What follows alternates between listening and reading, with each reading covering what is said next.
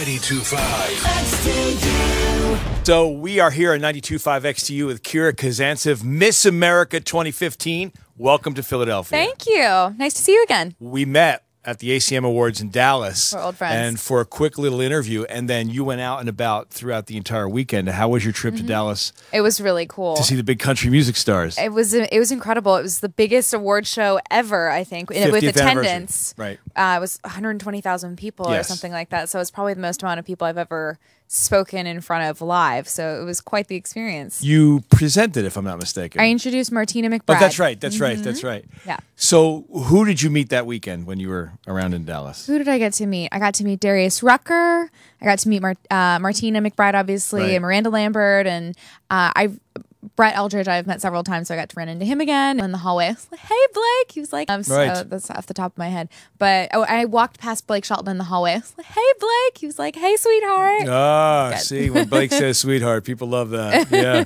it's unbelievable. So you've been...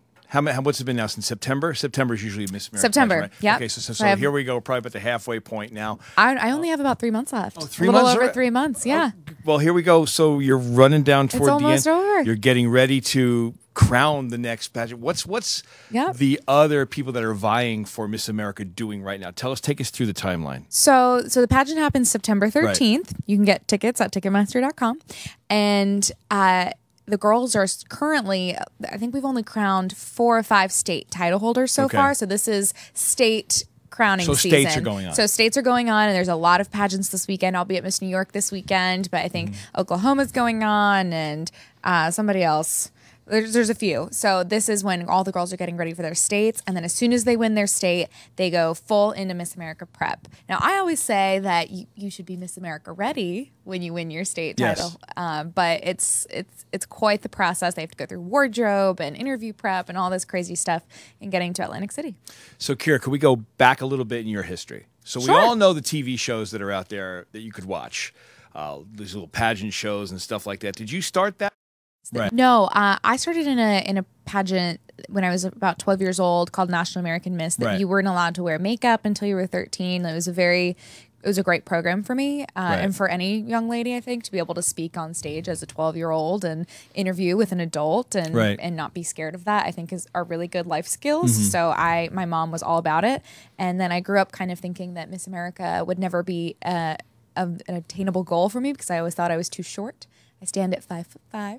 But so are those like model? Are you thinking like model expectations, like 5'11"? No, it's just a myth. It's not true. Clearly, because I'm here, there's no height requirement, and I just, for whatever reason, I just never thought it would be something I would be capable of. And 3 years ago, I thought, you know what, I'm just going to give this a try.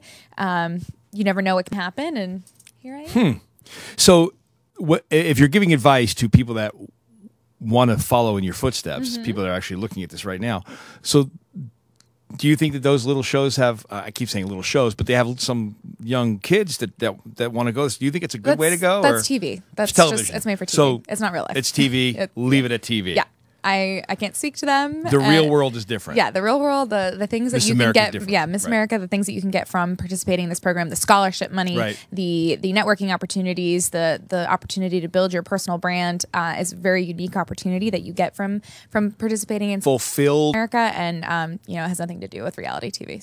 So have you fulfilled your dreams and your expectations as Miss America so far, or do you have some more work to do? Well, I have 3 months left. I still have quite the busy schedule left to do, but it has been an incredible year. I've gotten to travel around the world with the USO, visiting our service members abroad. I've gotten to promote my personal platform called Love Shouldn't Hurt, protecting women against domestic violence. I've served as the National Goodwill Ambassador for CMN Hospitals. I mean, it has just been the most fulfilling and rewarding year, and I've learned so much about myself and the kind of person I want to be. So it's been quite the year.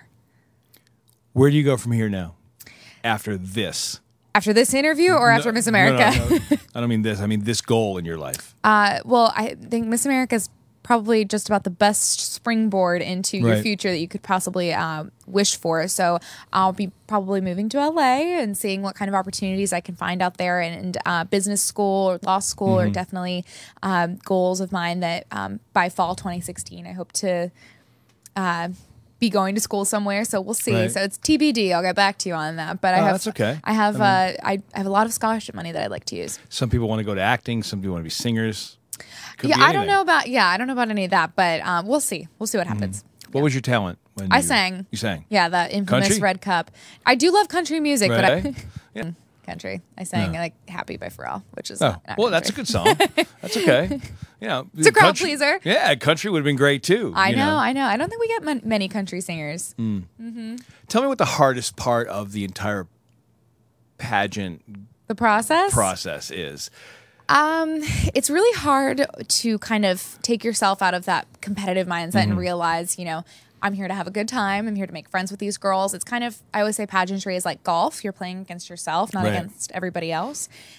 So to realize that all you have to do is relax and enjoy the experience, and you come off so much better to everybody else around you. Nobody wants to see hyper crazy. They want to see relaxed and enjoying themselves. And just to be able to get into that mindset is hard because it's so much pressure and there's so many people, and it's terrifying to go out on national television and interview essentially on live TV for your dream job. But if you can get through it, it is the most amazing experience. And regardless of if you come in 53rd or first, just being at Miss America is one of the best things that you will ever do. So all 53 of those women have the same experience as you do, and they've done great things for themselves as women, but you get to wear the crown, and that's got its own special. I do. But every single girl in her state, goes home to being Miss XYZ state, and they do incredible work in the community. They do all others too. It's that really make up what Miss America is. And it's the backbone of the organization, and all our local title holders too. I'm good friends with Miss Philadelphia, so nice. so I understand everything that these girls go through. And Miss America, being Miss America, being the face of an organization, comes, of course, with its own set of responsibilities, and it's an entirely different ballgame. But it's just been my greatest honor to represent our organization, and we're coming up on our 95th anniversary this year. This year we'll crown our 95th Miss America. So it's really special. It's a really big deal, and I hope lots of people come out to the pageant and to our Shows Your Shoes parade, which is on Saturday, September 12th, and you can get season tickets for the entire weekend, or Tuesday, Wednesday, Thursday. We have prelims, so it's a great opportunity for people, especially in South Jersey and Philly, to get to. I remember the get to know parade the when I was organization. a kid. Yeah, Going to Atlanta specifically for the Boardwalk Parade. Now, talk a little bit about Atlantic City and how much that means to Miss America. The fact that it's back after a few years, that's amazing. It was away for 9 years, and there's nothing like being crowned Miss America in Atlantic City. There's so much history with it, and to come home to it.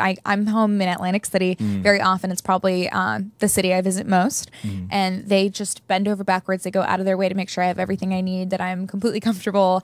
And it's so funny. I always walk past the statue, the Miss America statue in Kennedy Plaza, and just watch people take pictures with the Miss America statue there. It's really exciting for me to get to actually be Miss America in Atlantic City. Yeah, and it's exciting for Atlantic City now. I live not too far outside of Atlantic City, and it's exciting that there's kind of a new birth to Atlantic City. There's kind of a renaissance happening down there, and hopefully as you approach 100 years for Miss America in 5 years, that there'll be a whole different type of a city and a new vibe and a new life to the place. And as Miss America grows, Atlantic City grows with it, and vice versa. And it's just been the most wonderful partnership, and I'm really thankful to the Mayor Don Guardian, who's been so incredible to work with, and all of the different officials that have really welcomed Miss America back with open arms. And if we can contribute to Atlantic City's rebirth, then I think it's an incredible opportunity for both. Touch on your charity real quickly. So my personal platform, Love Shouldn't Hurt, Protecting Women Against Domestic Violence, has just been the most empowering, incredible opportunity as a woman to get to travel and speak with different women, men, conferences, just bringing the topic of domestic violence to a national conversation, a national level of media coverage has been the biggest responsibility, but the best thing that I've ever done as an advocate, as a speaker. I'm so proud of that work, and then also of my work with CMN hospitals. I've gotten to meet kids that deal with real life big adult issues, and they're 5, 6 years old, and they're sitting in their hospital bed smiling and just happy that I'm there. And it puts life into perspective for you. And then of course is just the most members downrange in Afghanistan, and performing on stage for them is just the most proud moment of my life and getting to give back in that way. So it's this year is a year of service, and everybody needs to know that being Miss America is wonderful, but it's not as glamorous as people think, and it's really about everybody else. It's not about you. And you have to remember that when you're Miss America. And you're opening doors that otherwise people wouldn't have opened for them if it weren't for somebody like you. Well, thank you. It's true. Thank you. Your crown is shining in my eye. I'm so sorry. I know. Bright. Miss America, thank you for coming to 92.5 XG. I know you're a country music fan, and we really appreciate Thanks for having me. You being here for a little while, and it's good to see you again. Good to see you too. I'm Razz Thank on you the so radio. much. Thank you. This is Miss America on 92.5 XTU.